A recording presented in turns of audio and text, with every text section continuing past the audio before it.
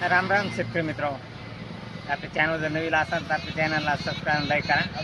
आज आपण पत्तीचा पाऊस कसा राहील हे काही झाडावरून हे अंदाज निघतात आणि ज्वारीचं पीक कसं येईल हे देखील झाड आपले शेतीचे नैसर्गिक झाडं हे दाखवतात. तरी शेतकरी मित्र, यावर्षी हे पाहिजे झाड हे आहे चिंचाचं झाड आणि यावर्षी या चिंचाच्या झाडाला ह्यावर्षी खूप चिंच आल्यात आहे. खूप चिंच आल्यात म्हणजे काय, ह्या वर्षी ज्वारीचं पीक चांगलं येईल आणि परतीचा पाऊस देखील चांगला राहील. जरी तलाव जास्त नाही भरले तरी पण चांगल्यापैकी तलाव भरले जातील. थोडा चांगला पाऊस होईल. परतीचा पाऊस हा 13 सप्टेंबरपासून सुरू होणार आहे.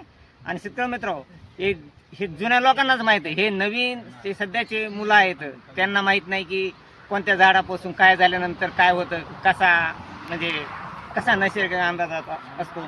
तर हे गप्पा शेतकरी मित्रांनो, तरी आमचे गावातील हे ज्येष्ठ नागरिक आहेत, तर ह्यांना माहीत आहे की चिंचाला झाडाला चिंच आल्यानंतर काय होतं. मामा, चिंचाच्या झाडाला चिंच आल्यानंतर काय होतं हे सांगताल का? हो, पीक चांगलं येतं ज्वारीचं. बरं, पाऊस काळ परतीचा कसा राहतो? परतीचा पाऊस काळ ज्वारीचा चांगला असतो, पण यंदा काही भरवसा नाही. बरं, यांचं काय म्हणणं आहे, परतीचा पाऊस चांगला असतो पण यंदा थोडा पावसाचा भरवसा, परतीच्या पावसाचा कमी भरवसा असं यांचं म्हणणं आहे. पण ज्वारीचं पीक चांगलं येईल.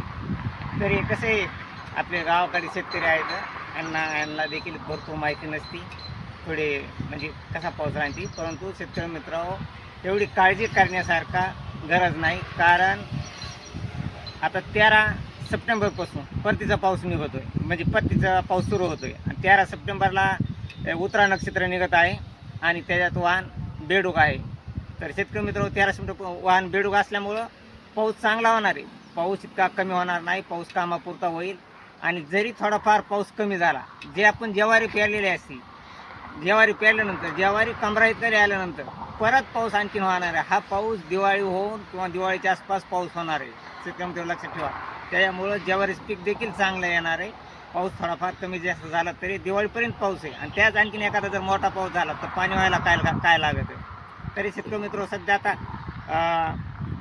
30 ऑगस्टपासून पूर्वा नक्षत्र निघत आहे आणि त्यात वाहन गाढ होईल. त्याच्यामुळं ह्या वाहनामध्ये आतापर्यंत मागचा पाऊस झाला का, कोणत्या मागच्या नक्षत्रामध्ये आषाढामध्ये जे पाऊस झाला त्यात वाहन हत्ती होतं. मग हत्तीमध्ये देखील थोडा बरा पाऊस झाला, चांगल्यापैकी पिकाचे भागविलं. पण नंतर हे या पुढच्या नक्षत्रामध्ये तुमचं नक्षत्र या आता चालू नक्षत्रामध्ये मघा नक्षत्रामध्ये वाहन मोर आहे. त्याच्यामुळं पावसाचे प्रमाण कमी झालं आहे. मित्र, खास करून सांगायचं आता म्हणजे तुम्हाला, आता 30 ऑगस्टपासून चांगल्या पावसाला सुरुवात होणार आहे. म्हणजे 30 ऑगस्टपासून हे पूर्व नक्षत्र निघत आहे, त्यात वाहन गाढव आहे आणि त्याच्यामध्ये पावसाची चांगली परिस्थिती आहे. परंतु पहिल्या चरणात आहे का दुसऱ्या, तर शेतकरी मित्र, हा पाऊस येणारा पूर्व नक्षत्रामध्ये हा पाऊस येणारा दुसऱ्या चरणामध्ये चांगला पाऊस राहण्याची शक्यता आहे.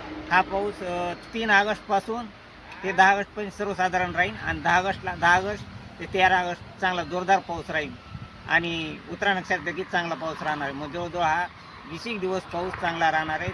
तलावांना पाणी देखील येणार आहे. तरी शेतकरी मित्र, हे होते नैसर्गिक परतीच्या पावसाचे झाडावरून सांगण्याचे.